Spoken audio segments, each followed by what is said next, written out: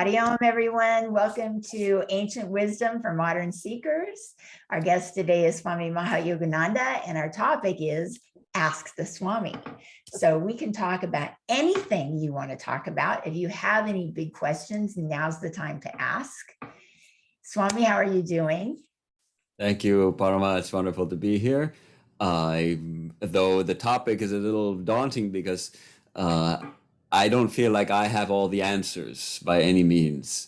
So it could be discussed with the Swami, and Okay. together we can come up with the answers to some of our questions. That's all right. It's a good place to start. And I think what's on a lot of people's mind right now, and given the global situation, is the situation in the Ukraine. Yeah. How, I think it's affected a lot of us. I mean, I think a lot of people who are into spirituality anyway are sensitive people, and we pick up on the heaviness, the gravity of, all that's happening, and we feel for the people going through it. Absolutely. How do we handle this spiritually when we're so far away? We feel helpless. I mean, we're not. How many of us can actually go to the Ukraine and fight? That's not our job. We're going to be in the way if we do that. How do we handle it and figure out the best thing to do, and know that it's handled? You know what I mean? Like mother's will. I mean, it sounds like so lofty of a statement, when here we are living in basic luxury. We're not experiencing war ourselves. That's true. It's one thing that we have to do, of course, is to pray. And I found on my morning walk a couple of days ago, I ran into this artwork, kind of. And I wonder if I can share it with you. What's the best way to do this? Maybe just show with my phone. Will that work? I don't know if no, you won't be able to see it. No, can you see on the bottom, there's a green button that says share screen. Are you allowed to do that? But I'm talking with you on the laptop, and this is on the phone. Oh, I see. Okay, well, I don't know how to do it then. Okay. Okay. Well, it's a street sign, and it looks like, but it's an artwork, and it has these different signs on it. And I'm going to try to share it with you all if I can share my screen with you. Um, I will do that like this.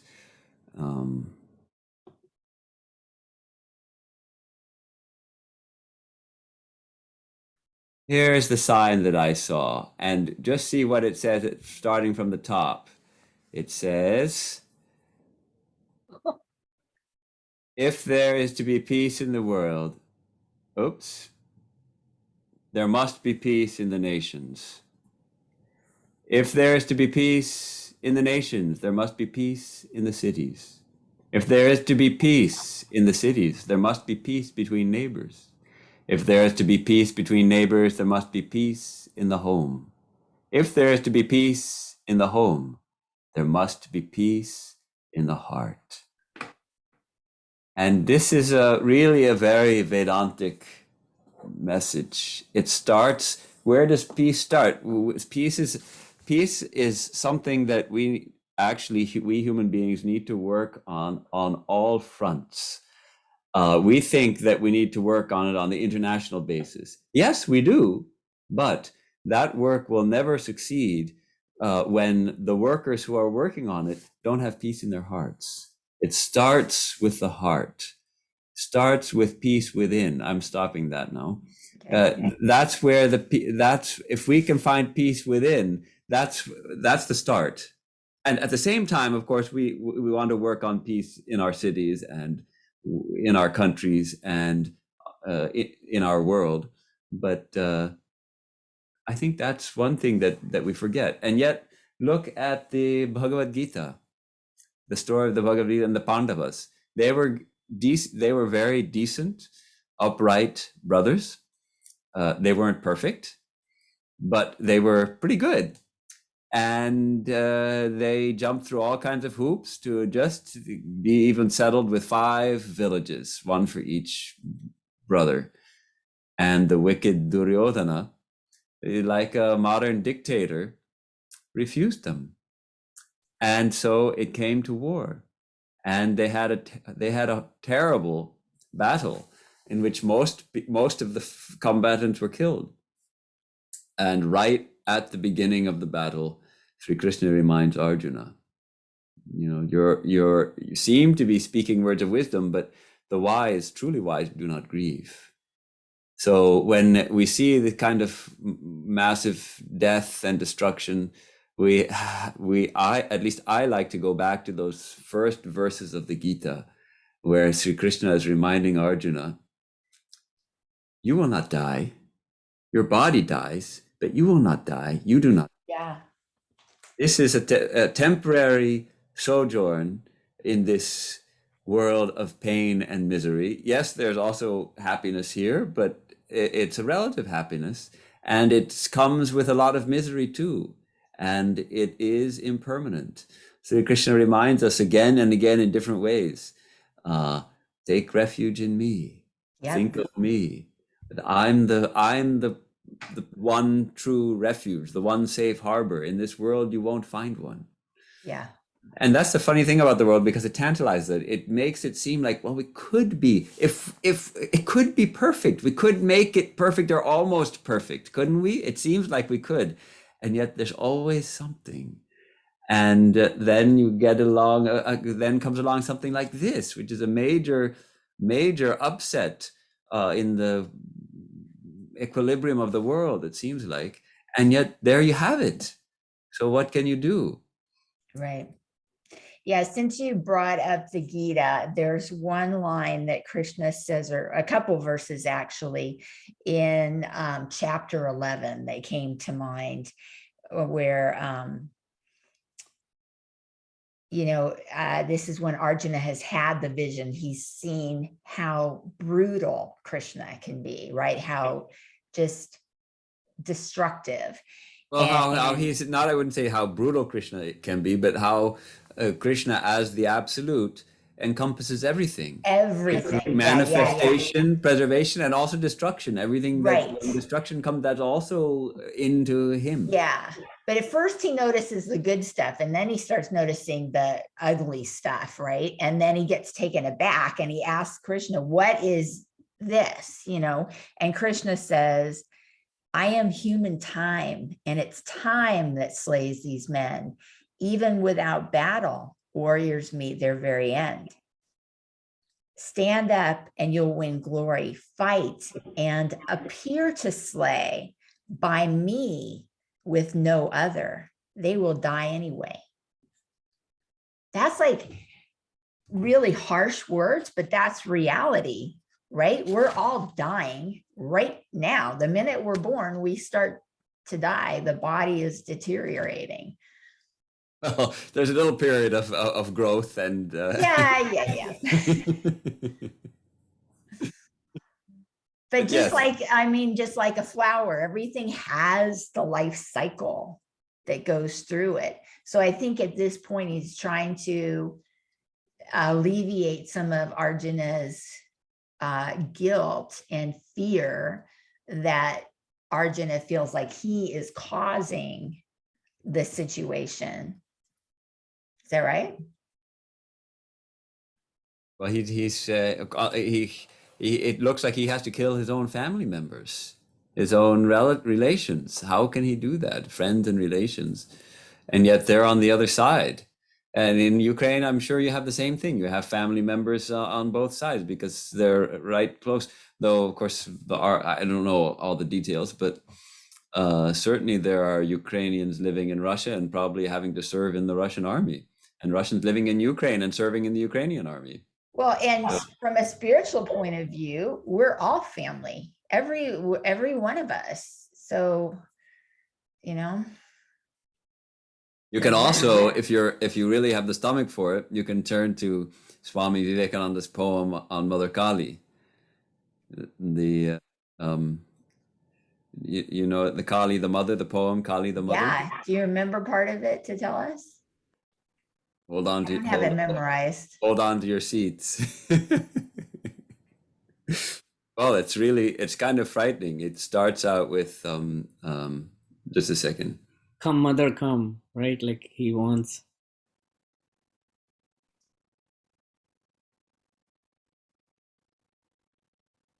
What's the first line? Give me the first word. I'm just spacing on the first word. The stars are blotted out. The stars are blotted. The stars are blotted out. The clouds are covering clouds. It is darkness, vibrant, sonant.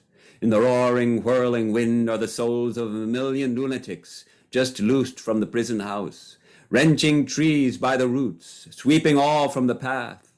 The sea has joined the fray and swirls up mountain waves to reach the pitchy sky. The flash of lurid light reveals on every side 1,000 shades of death, begrimed and black, dancing.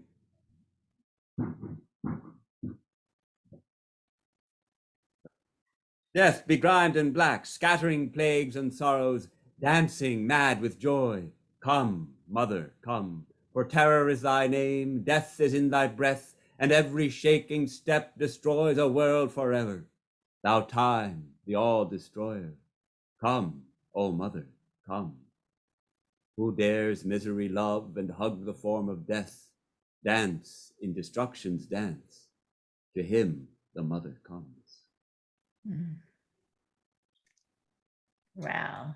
So that's that. If you don't know, I mean, I hope I didn't shock any of you. It's because it's you have to understand Swamiji's mood at that time, that he wanted to find God in all the horrible, in all the pain and all the horror of the world. And where can you see God even there? Only then do you get the full picture. Only then can you get the complete picture of, if God is infinite and one and non-dual, then you have to see God in pain and suffering and wickedness as well as in good and beauty. Yeah. Yeah, that's a very high spiritual concept. Yeah. I mean, we all want to think that, you know, lollipops and sunshine and sunflowers, but it's life is everything. The good, the bad, and the ugly. But then at the same time, okay, so this is what I mentioned in church today. Om Tat Sat. Sat means goodness, existence, truth. And when you put it with Om Tat Sat, it is basically saying everything is existence, everything is goodness. I'm thinking that it means that underlying the appearance of the negativity and the appearance of the instability and everything, there is some goodness. There is God that shines through, like the sky behind the dark clouds. So is that the right interpretation? I will not venture to say that something is right or not or wrong, but I will say that I think that use the term goodness is a little problematic, because in our minds it's so much a part of the duality of good and bad. Right. And so when we say goodness, we think, well, that's something opposed to badness. But in our Vedantic understanding, we have the pairs of opposites. And wherever we see good, we also see bad. Where there's cold, there's heat. Where there's pleasure, there's pain, and vice versa. And the divine is beyond both good and bad. So Sat is that infinite existence, which is which is our true nature. We are isness, as it were. As that one way to translate Sat is as isness. We exist, and that's the root, is that isness, that existence. And what's the nature of that isness? It's also consciousness. We are consciousness, isness, consciousness, and bliss. So from our standpoint, we say, well, that's good. So we like to label it as good. It goes beyond good to be the very teacher of reality as existence. Everything exists only because Brahman is existence itself. Yeah. And I remember I had this, I asked Swami Sarvapriyananda the day, I don't know, I think it was the day of the Capitol insurrection, January 6th. That was a Wednesday, and there was a class that night. And I was just like shaking because I was watching it happen in real time, as a lot of us were, because every network was carrying it. It was on the computer and everything. And I asked him, I said, how are we supposed to handle this? And at first he goes, just don't look at it. But then he's like, okay, let me give you more of an explanation. Okay. Yes, it's terrible, but it's happening today. Tomorrow won't be happening. It wasn't happening the day before. Everything changes. Everything comes and goes and comes and goes. And this is just another thing that's coming and going. And there's no way you can possibly keep up with all of it. So, stand in the truth, Om Tat Sat, and look at what is real. What is real is the unchanging. So look at what is unchanging. So I thought that was really good advice, and I think it applies to the situation in Ukraine, although it's not just a one-day thing, and it's not going to affect just a limited number of people. This is having global repercussions. But I guess it applies the same way, It's when the stuff like this happens that it's like Vedanta examinations. We sit for our exams, and the exams are when really difficult things happen in life, either in our own lives or on the world stage like this. Are we able to maintain our equanimity? Are we able to see the divine? And then even in that, and then of course, at the same time, perhaps we want to pray intensely for peace. Let the peace arise in the hearts of all those people who are warring. Right. And I think it's also like the whole microcosm, macrocosm stuff. Like you were saying, it's a think globally, act locally. What's going on in our house? An argument between brothers and sisters in a household could be just as emotionally upsetting as something going on over there on the microcosm level, right? So if we can create peace where we are, then that peace can emanate outward. And I know the Maharishi Mahesh Yogi did this study. He's done a lot of studies on meditation. That's one thing the organization is really proud of, is the documenting the science behind meditation and everything. Yeah. And he said that if just 1% of the population meditates, we can have world peace. Well, that's a pretty big claim, but it's attractive, certainly, and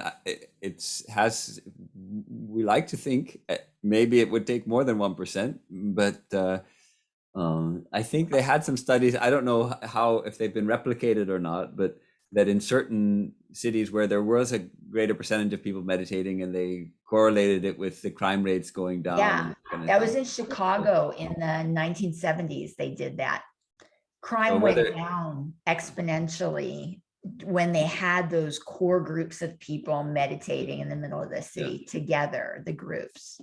Now, correlation is very easy to establish. Causality is very difficult to establish, but still, it's an attractive idea, and it makes sense to us that as people attain tranquility, it's catching, and our minds are connected. Though very few of us are actually aware of that. But we've all met people, or at least some of us have met people, and maybe some of us ourselves are more tuned into the interconnection of all minds. Right.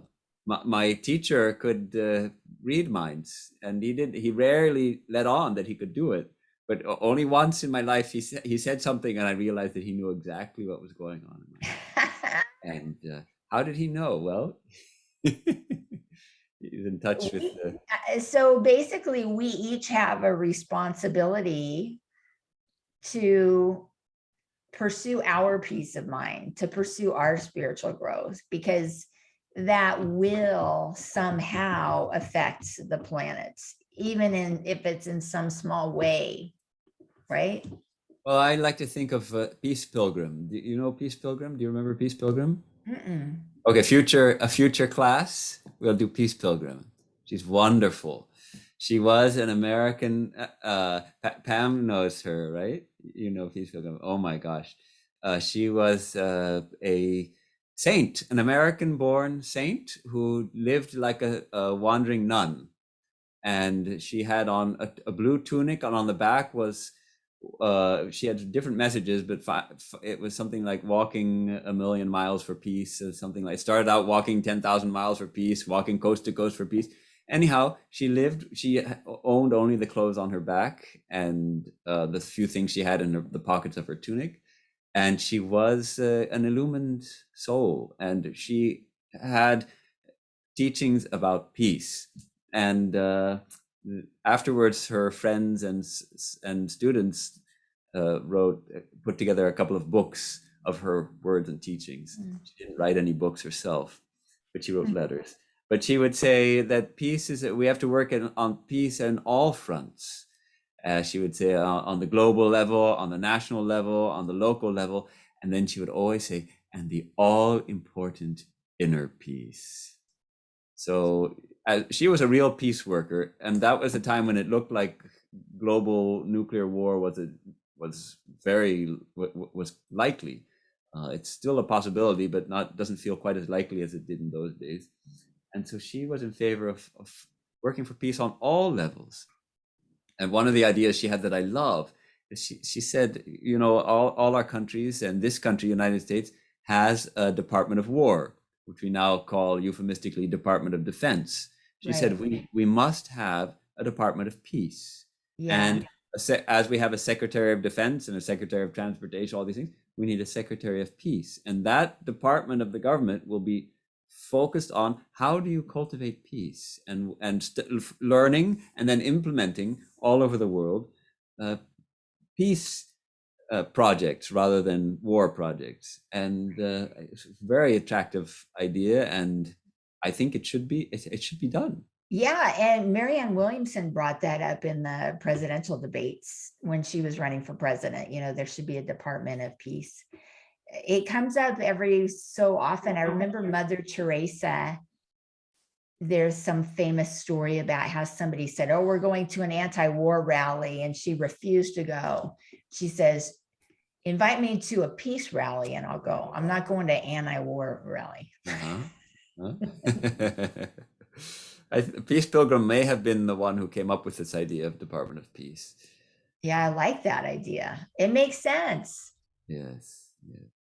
I mean, you know, healthcare is really, the system of healthcare right now is really sickness care. It's not about promoting health. And if we kind of turned it on its head, that would be better too. All right, well, I have a question for you from Mohana, who couldn't be here today, but she emailed me this, and she'll be watching on YouTube. So you'll be answering her in the future sometime, but this is it. She says, Sri Ramakrishna has said, just as when a cow is tied to a post with a long tether, it can stand at a distance of 1 cubit from it or of the whole length of the rope, so it is with the free will of man. Pranam Swamiji, could you expand on this and throw light on how we can use our limited free will in the right way? What should guide our actions in difficult or confusing times as well as good times? That's a pretty big question. It's a huge question. Like, how do we live our lives? Yeah. So it's all you know with if we take to Vedanta, then it's really a recipe. It is a recipe for our whole life, because spiritual life is not something just for Sundays or just for early mornings. spiritual life has to be how every interaction we have with every person, including ourselves, has to be on spiritual basis. It has to be based in spirituality. It has to be based in the idea that everyone is a manifestation of the divine. And when we base all our actions and all our thoughts on that, then the right actions will naturally unfold. That image of the cow with the tether is a beautiful way of explaining the idea of free will.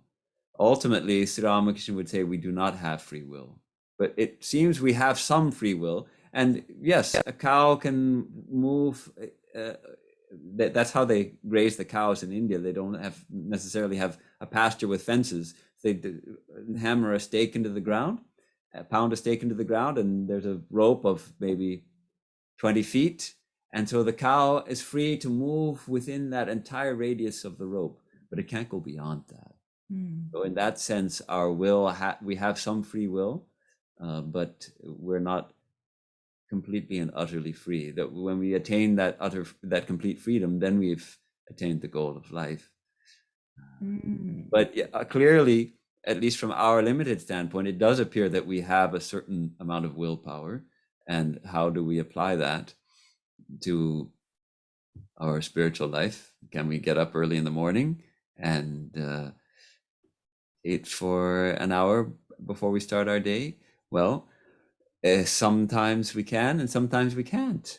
Is it just a matter of willpower? There's also there's so many things at play in our lives. Maybe we have a job that we have to work late and we can't get up early in the morning, but still we try. Yeah, I think it's a matter of the choices that we make, because there's so many times we do have a choice. Sometimes we don't have a choice, but when we do have a choice, what choice are we making? And what's our priority, and how do we make those choices? Are we making it with the right intentions, with good, pure intentions?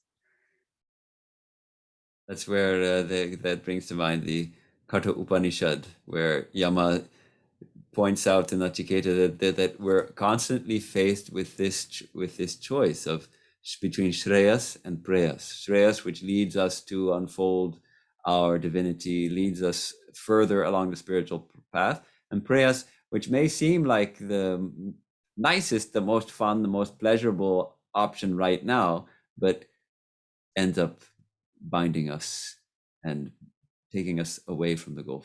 We fall away from the goal following the pleasurable. Right. The merely pleasurable. Yeah. And the harder choice is the more difficult choice, right? The being good and the which one is the one again? Shreyas and Preyas, but I can't remember which is which all the time. Shreyas is the one which leads to greater mastery over ourselves and greater peace and true joy and freedom. And Preyas is that which, it depends which is easier. At the beginning of spiritual life, yes, Preyas is the easy one and Shreyas is the hard one. But when we become advanced in spiritual life, Preyas would be difficult, just to go and wallow in the mud. We don't feel like doing that anymore. Go to a rave and listen to loud music. Right. Okay. I know. You couldn't pay me to go. Yeah. It's like that example about if medicine tastes like bitter or poison at first, but then it's good for you, and ambrosia or candy tastes good at first, but it ends up being poison for you. So right, that's the Gita's delineation of the three kinds of happiness, and the first one is describes the sattvic happiness, which tastes like poison at the beginning, but it tastes like nectar at the end. And the second is the rajasic happiness, which tastes like nectar at first, but like poison at the end. Yeah. So we just got to stay on the path. Okay, so who has questions for Swami today? You guys can raise your hand or jump right in there. I know you have questions. Don't be shy. Damn, yay. This is, well, and in a way it is a spiritual question, is how is life in Seattle? You're in Seattle now, is that correct? No, that's Satchimayananda is the one who went to Seattle. Yeah. Oh, you're still in we can still see you for Yes. what, Mahayogananda is still in Hollywood. She got her Swamis mixed up. Okay, this is wonderful. Well, how is life in Hollywood? Well, it's pretty quiet without Swami Satchimayananda here. He left and went up to Seattle, so things are a little quiet, but we're adjusting to that. And we have a big celebration coming up on Tuesday, a nighttime worship called Shiva Ratri, the night of Shiva. And which traditionally we stay up all night long, and we don't do that anymore here. But we stay up until at least probably up until 2 or 3 in the morning. Wow. And So fast. tell us, Swami, about the purpose of that, the meaning behind it and the purpose of it, and how can we celebrate at home since we don't want to stay up till 2 in the morning? Well, traditionally we fast on that day, and Shiva is said to be very easy to please. Shiva is one manifestation of the divine in the Hindu pantheon, you can say. So by fasting, we're disciplining that part of our mind that constantly says, I want to enjoy, I want to eat, I want to enjoy, I want to taste something nice. And we're saying, no, right? Today is dedicated to Shiva. I'm just going to think of God today. And so we fast, and then we do a little worship, traditional worship. We have a little image, a little emblem of Shiva, and we'll make offerings. We pour water over that emblem and chant mantras while doing that and all that. But fasting now and then can be very helpful in spiritual life. We generally follow the middle path, so not too much fasting, and ideally not too much fasting and not too much feasting. Right. Middle path. Yeah, there's something called Ekadashi, is that right? At the 11th fortnight of the moon, many Hindus do fast on the Ekadashi, the 11th fortnight of the moon. That's twice a month. They'll have a fasting day. And there are different levels of fasting. The most extreme, will not even take a drop of water. And they'll say that this is really the greatest, you get the greatest benefit. I don't think everyone is suited for that. I don't think I'm suited for that. You get too dried out. I get too dried out. So fasting without taking any water doesn't suit me. Mm-hmm. So I take a little water, a little tea. Maybe I'll go so far as to have a little green coconut water, which has some electrolytes, things like that. But there's a great joy in it. And part of the joy also is because we're all doing it. Mm-hmm. It's not that I'm fasting all alone and everybody's eating. At most of our monasteries, including this one, many of the brothers are fasting. So we fasting together. We don't make a big show of it or a big discussion about it. As Jesus says, no, when you fast, don't beat your brow and show everything, but clean your mouth. You shouldn't brush your teeth, scrape your tongue, take a shower. Don't show that you're having any suffering from fasting. Do you do anything to distract the mind from thinking about food? Well, we're pretty busy. Shiva Ratri, we're pretty busy getting ready for the worship ceremony. And it's one thing that's always strikes me on a fasting day like that is, gosh, how much time we ordinarily spend around food. We have to spend some time preparing it, and then we sit around the table and consume it. And then we have more time cleaning up afterwards. On a fasting day, you don't have all that time is freed up for other things. Really convenient. Only problem is you can't do it more than once in a while. Yeah. So we'll have then there's the night, traditional Shivaratri. The night is divided up into 4 quarters. We call them watches. So the first quarter is 6 to 12, then 12 to 3. 6 to 9, 9 to 12, 12 to 3, and 3 to 6. Those are the 4 quarters of the night. and in each quarter, a full puja is performed. So there's actually 4 pujas performed on Shivaratri night. Wow. And That's- a puja is a big deal. I don't know if, everybody has been to one. I don't think Pam's been to one, but it's a big deal. It's a very festive and intricate ceremonial ritual. I remember you taught us in class how to do one. Right. That So we was do- so fun. We should do Yeah. that again. I need a Absolutely. refresher. Absolutely. So That was awesome. that is done 4 times, and we in here many years ago it was abbreviated. So we still do the 4 pujas, but we do them from the first one starts at 6, the second one starts at 8:30, the third one starts at 10, and the fourth one starts at 11:30. So by 1 o'clock in the morning, we're done with our pujas and all of that. And then the watches, they just have to stay up and chant, or Oh, then we call it a night. We say we've done our 4 watches, so we just okay. Yeah, in traditional, if you're going to do it traditionally, you're up till the sun rises, and then you go take a nap. So you do like a bridge, condensed version. Yeah, condensed version. There you go. That's good. Okay, who else has a question? Jeet, what about you? You always have a curious mind. I know you have a question. Well, my question would be more, Swamiji, like how do you, because you have to, the way I look at it, you as monks have to always be an inspiration, source of inspiration and joy for others. How do you deal with any unpleasant events in your life?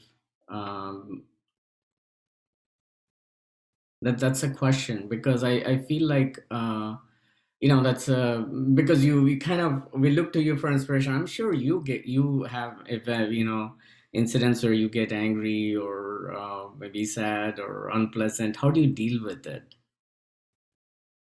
Well, the same way that you do, probably. A little bit of struggle, and We then come to you, Swamiji. We look at you and we are happy. So I'm saying, we come to you. Who do you go to? yeah. Who else is there to go to? Wait, I'll show you. Thakur and Mother. I have to remove this. I have this blurred virtual background here. There, now you can see who we go to. There she is.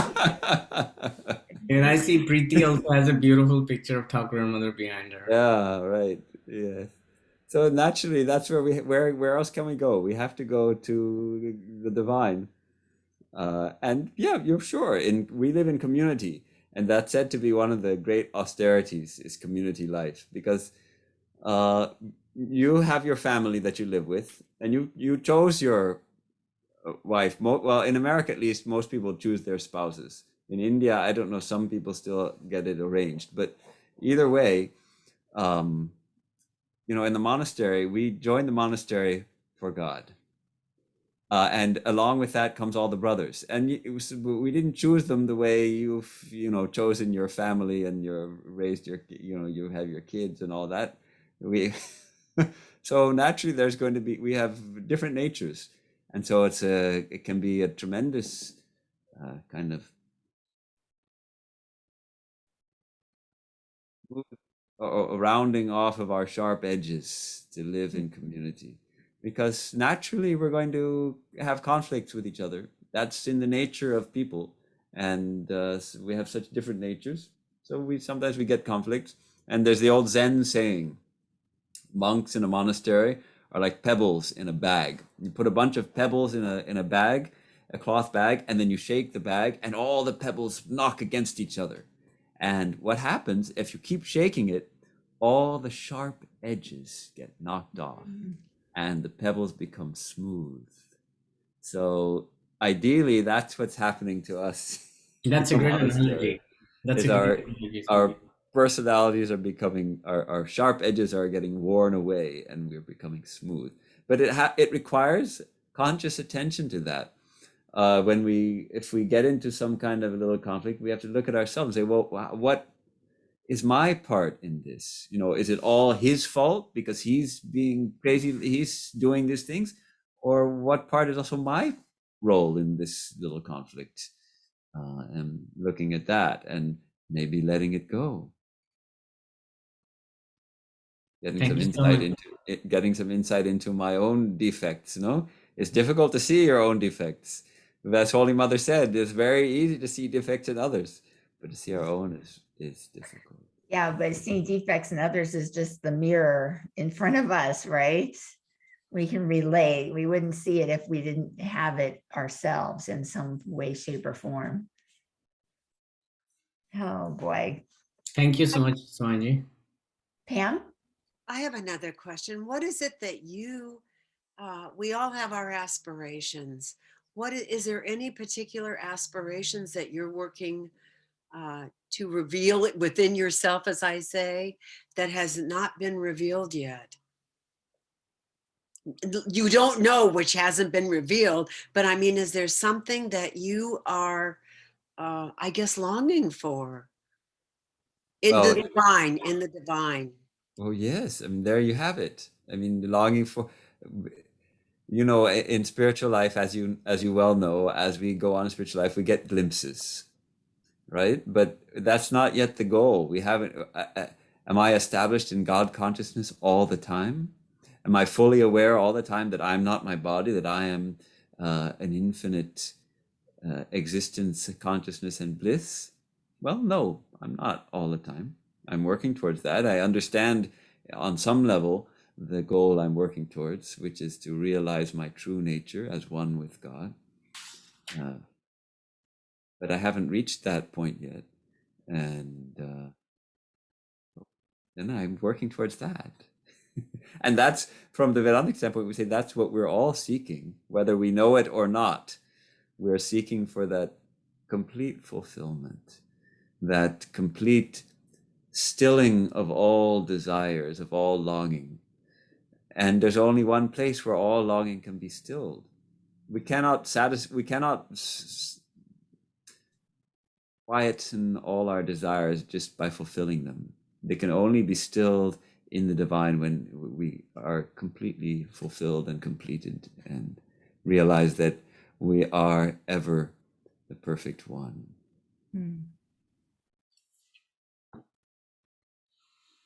That's really well said.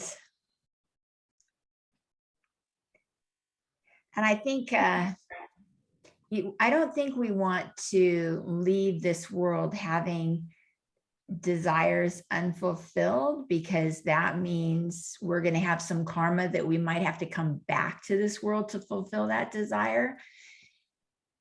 How do we know when we should give up a desire or whether we should pursue that desire to get it over with? Yeah, Sri Ramakrishna, that's a good question. Sri Ramakrishna himself had some desires, some strong desires that arose in his mind, and he asked Mathur Babu to help him. He had a desire to put on a costly Benares shawl and smoke from a hubble bubble pipe. And so he embroidered a shawl embroidered with gold, right? So Mathur Babu was a very wealthy man. He immediately got him a gold embroidered shawl and he put it on and smoked from a hubble bubble. And then he said, he told us that I said to my mind, "Oh mind, this is wearing a gold embroidered shawl, and this is smoking from a hubble bubble." And then after a few minutes, he took the shawl off and he threw it on the ground and he started trampling on it. and he had enough of it. So he fulfilled that desire. So the saying we generally have is small desires, fulfill them. But it's because we're also at different stages in our life. Pam, nice, well, great to see you. Take care. Thank you, Pam. You're reading. I'm so lovely to be with you. I'll see you soon, I hope. Maybe even in person in Hollywood. Let's do that. Or maybe in Camarillo. We can invite him to come to Camarillo. Would you come? It would be wonderful. I love it when you're there. Why not? Okay. All right. Bye. Blessings galore. Thank you. Thank you. So that's back to our point of discussion.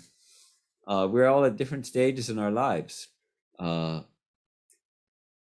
For me, for instance, I should really, if I find the strong desires arising in my mind for anything, I really should look at those. I feel at least that I should look at those and say, okay, well, this is not really, uh, especially big desires, like, well, I should be made head of a center, you know, or if some desire like that creeps up in my mind, I should give that up because that's only going to bring me suffering.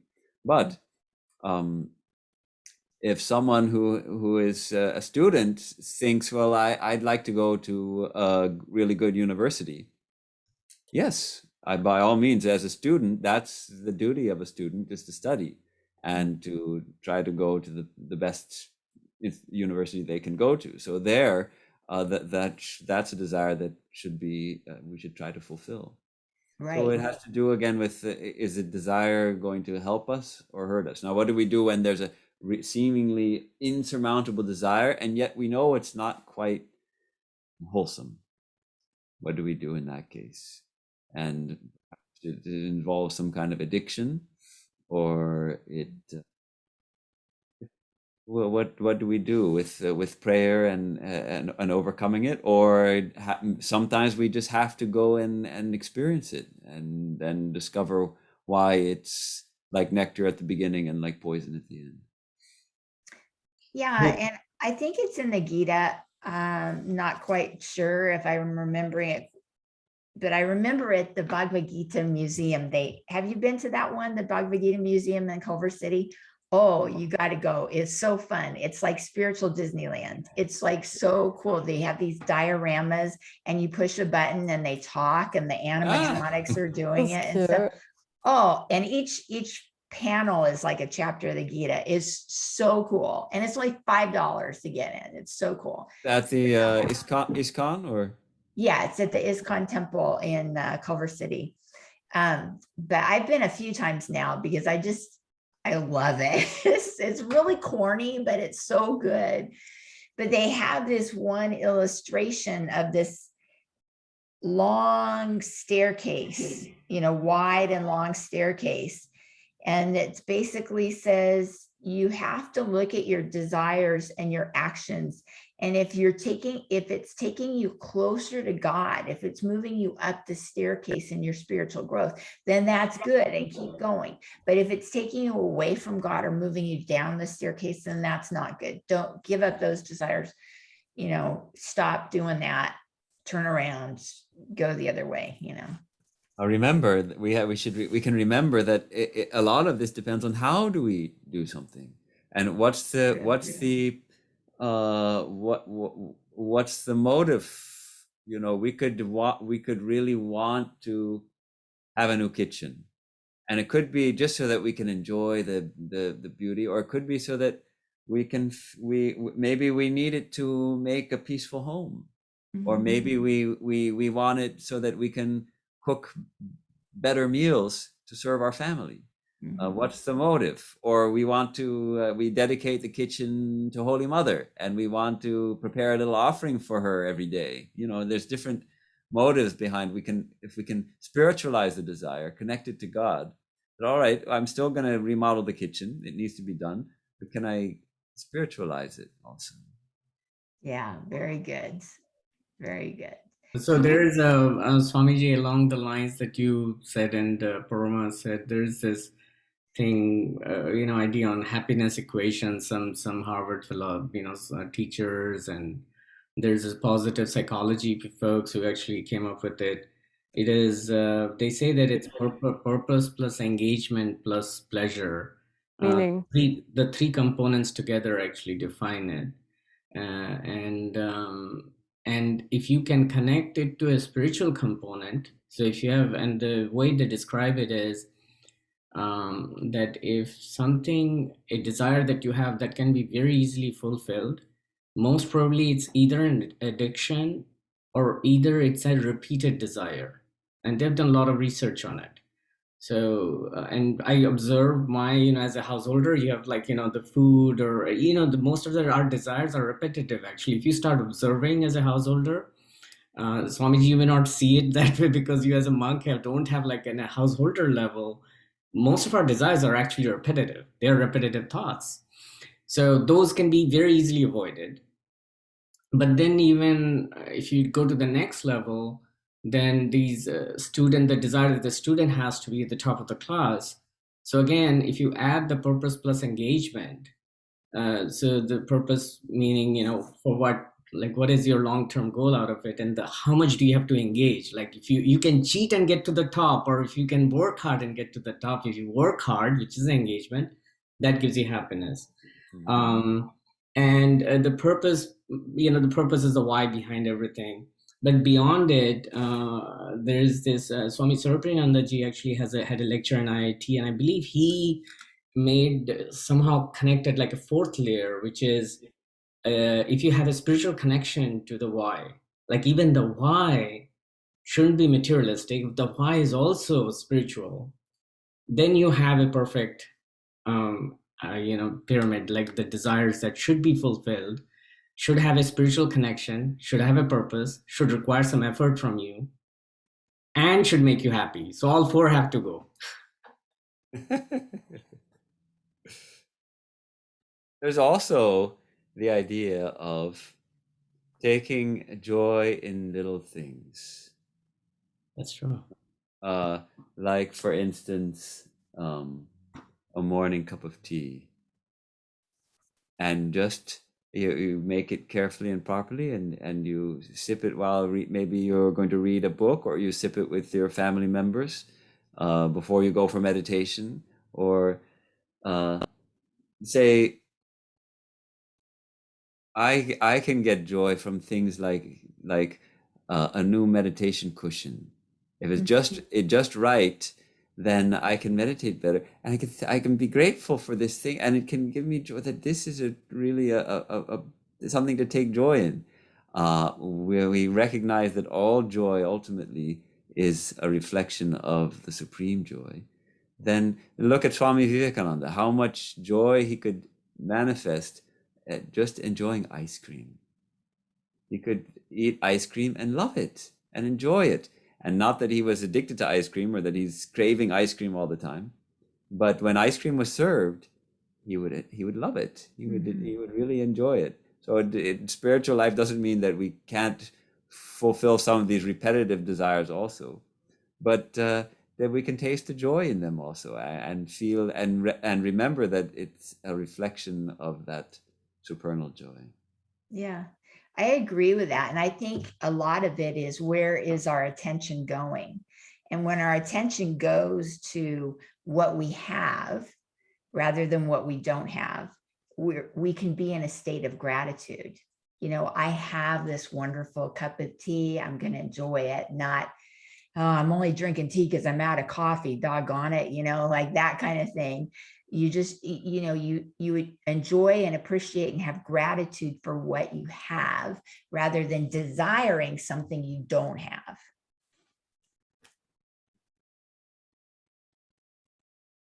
That's in my 4 Pearls and 4 Squirrels book, by the way. 4 pearls and 4, what is it again? 4 pearls and 4? The 4 Pearls and the 4 Squirrels. Pearls, yes, the 4 pearls. Yeah, the pearls of wisdom. The other one is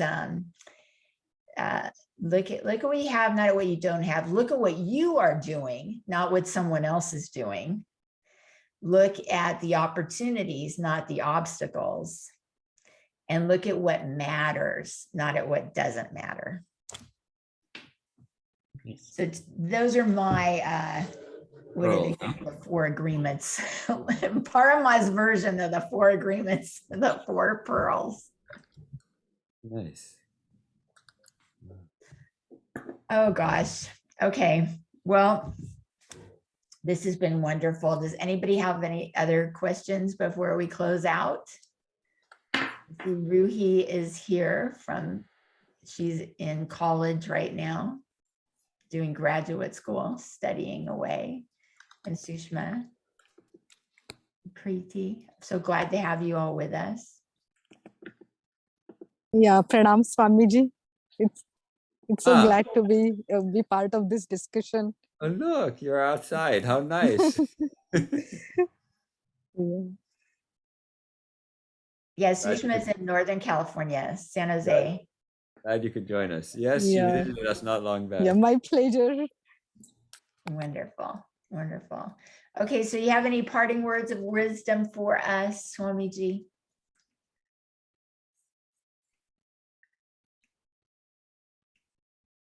Right where we are, there also is God. We're always sitting in the Divine Mother's lap. We just don't, we often forget, but we're always sitting in Mother's lap. She is holding us. We are her eternal children.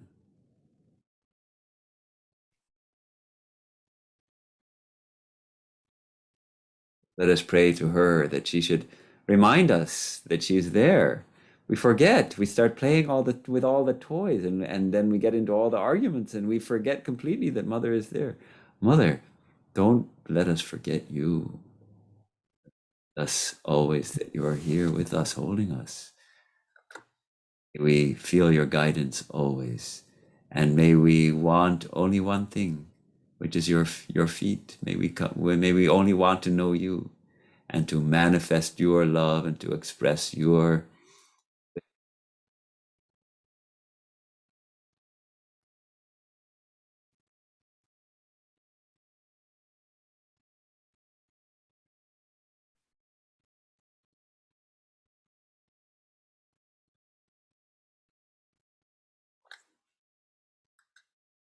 Thank you so much, Guiding me. Swami. Thank you so much, Swami. Thank for- you. Yeah, thank you, Swamiji. Nice conversation we could have. Yes, Jaima. Bye-bye, and we will Jai see you Ma. soon. We Yes, we'll have to appreciate see. it. We'll have to do something in person. Yes, definitely, definitely. We're getting so close now. All right. Thanks, everybody. Okay. Thank you. Take care. Bye. Take care. Jaima.